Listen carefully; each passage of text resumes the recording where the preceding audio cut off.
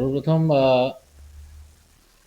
গতকাল আপনারা একটা বিষয় নিয়ে অবগত হয়েছেন যে মাননীয় রাজ্য সভাপতি মাননীয় শ্রমিক ভট্টাচার্য মহাশয় এবং বিরোধী দলনেতা শুভেন্দু অধিকারী মহাশয় আপনাদের সামনে বেশ কিছু বিষয় নিয়ে রেখেছেন। তার মধ্যে মূল বিষয় যেটা ছিল যে পশ্চিমবঙ্গের শিল্প আজকে কোথায় তলানিতে এসছে এবং বিভিন্ন সময়ে বিভিন্ন যে প্রতিশ্রুতি পশ্চিমবঙ্গ সরকার এবং মমতা বন্দ্যোপাধ্যায় সাধারণ মানুষকে দিয়েছেন সেটা যে বাস্তবায়িত হয়নি এবং শিল্প নগরী বলুন, শিল্প শহর কলকাতা বলুন বা পশ্চিমবঙ্গ রাজ্য হিসেবে যে শিল্পের একটা বড় জনজোয়ার আনার যে কথা হয়েছিল তার বদলে সেটা যে একটা শ্মশানে পরিণত হয়েছে সেটা প্রতিদিন প্রতিনিয়ত সাধারণ মানুষ আপনারাও পথ চলতি অবস্থায় ডান দিক বাঁ দিক যদি মাথাটা ঘোরান বুঝতে পারবেন যে পশ্চিমবঙ্গের কি অবস্থা। একটার পর একটা কলকারখানা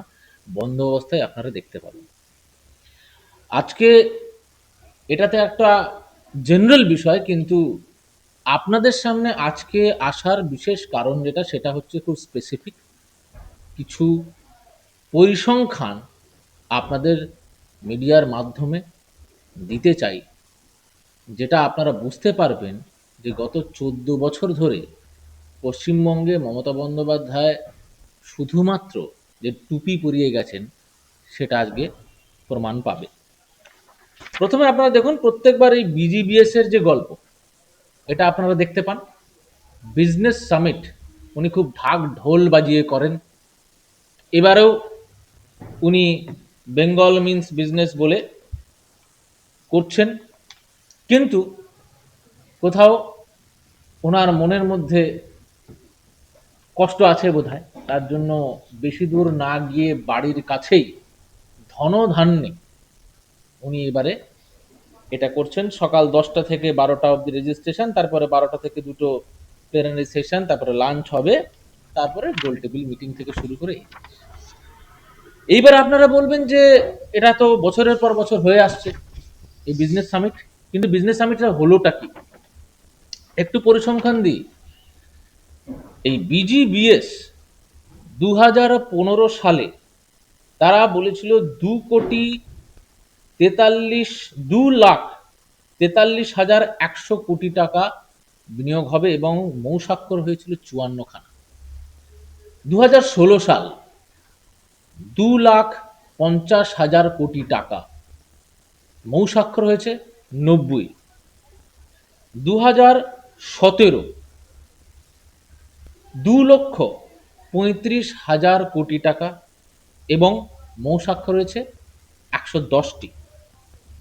2018 সাল 2,20,000 কোটি টাকা, মৌস্বাক্ষর হয়েছে 137টি। 2019 সাল 2,84,000 কোটি টাকা এবং তারপরে মৌস্বাক্ষর হয়েছিল কি 86টি। 2022 সাল 3,82,000 কোটি টাকা, যেটা দাঁড়াচ্ছে 137টি মৌস্বাক্ষর হয়েছে। 2023 সাল 3,76,000 কোটি টাকার এবং 188টি মৌস্বাক্ষর হয়েছে। 2024 সর্বশেষ 4,40,000 কোটি টাকা এবং মৌস্বাক্ষর হয়েছে 212টি।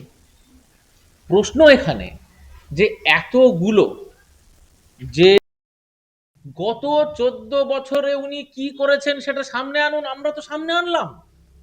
আপনার বক্তব্য যেটা, যদি তৃণমূল এটা বলে থাকে যে নির্বাচনের আগেই, আমরা তো গত 14 বছর এই বিরোধিতাই করে যাচ্ছি যে আপনারা দেখান মমতা বন্দ্যোপাধ্যায় কি করলো, কোথায় একটা ফ্যাক্টরি হলো, কোথায় একটা ইন্ডাস্ট্রি হলো, আমরা দেখতে চাই। আমি চ্যালেঞ্জ করছি তো, একটা ছবি, ওয়ান সিঙ্গেল পিকচার যেখানে মমতা বন্দ্যোপাধ্যায় ফিতে কাটছে, উদ্বোধন করছেন একটা ফ্যাক্টরি, নারকল ফাটালেন এবং উনি প্রেসের সামনে আপনাদের মিডিয়ার সামনে বললেন যে দেখুন আজ থেকে এতগুলো লোক চাকরি পাবে, আজ থেকে একটা নতুন যুগের শুরু হলো, এই জায়গায় এতগুলো এনসিএল বিজনেস হবে।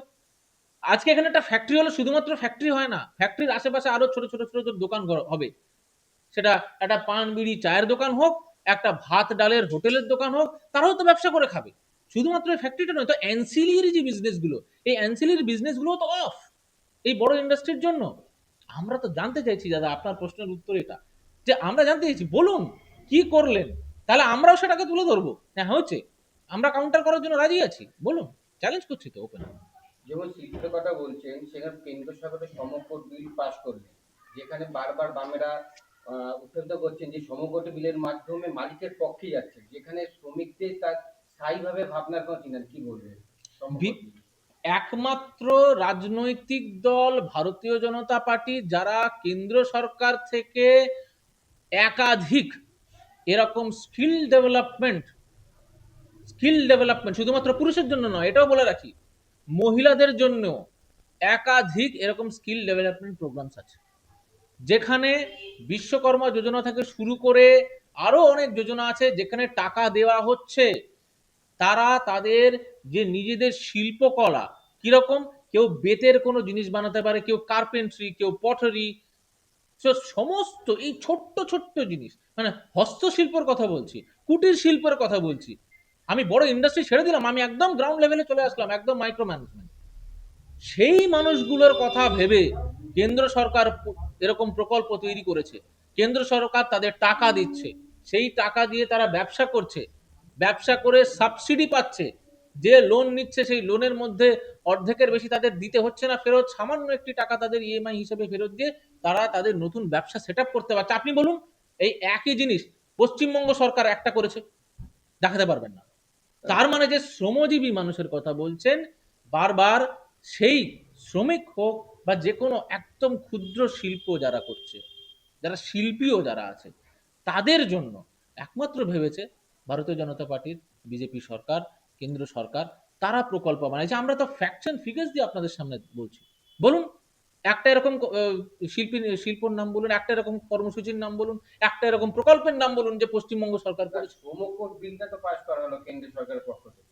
আমি আবার বলছি দাদা, কেন্দ্র সরকারের যে লম্বা তালিকা আছে, সেই লম্বা তালিকার কাছে এই রাজ্য সরকারের যে কোনো শ্রমিকের জন্য শ্রমিক দরদি, সাধারণ মানুষ দরদি প্রকল্প আপনি কম্প্যারিজন চার্টেই আনতে পারবেন।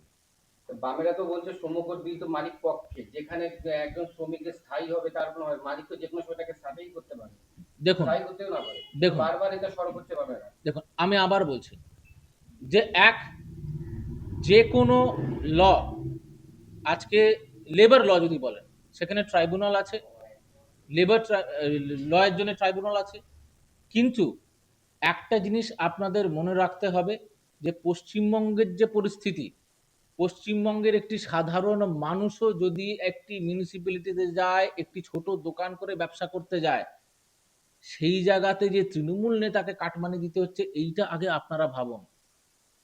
যে কোনো মালিক পক্ষ, সে যদি কোনোভাবে কোনো রকম দুর্নীতির মধ্যে দিয়ে সে যায়, সেইটাকে দেখার জন্য সেই প্রশাসন সেটা দেখা উচিত। কিন্তু আমার বক্তব্য হচ্ছে, যেখানে ব্যবসাটাই নেই, সেখানে আপনি কাকে ধরবেন, কাকে কি বলবেন?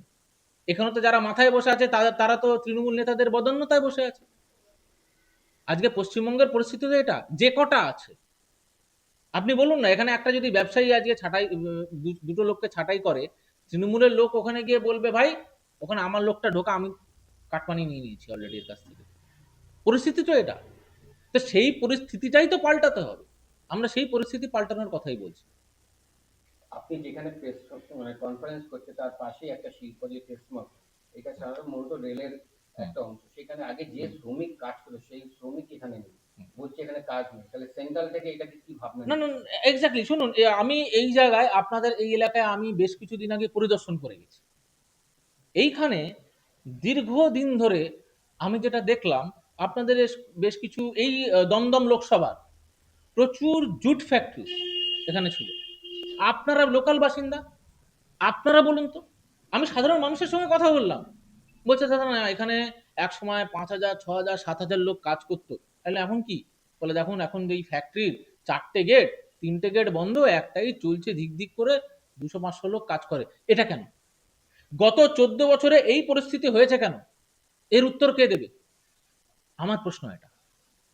আমার প্রশ্ন বারবার, যে শিল্প যেটুকু ছিল 2011 সালের আগে, সেইটুকু এখনো পর্যন্ত এক্সিস্ট করছে না কেন? একটার পর একটা ফ্যাক্টরিতে তালা পড়লো কেন? একটার পর একটা ব্যবসায়ী এখান থেকে চলে যাচ্ছে কেন?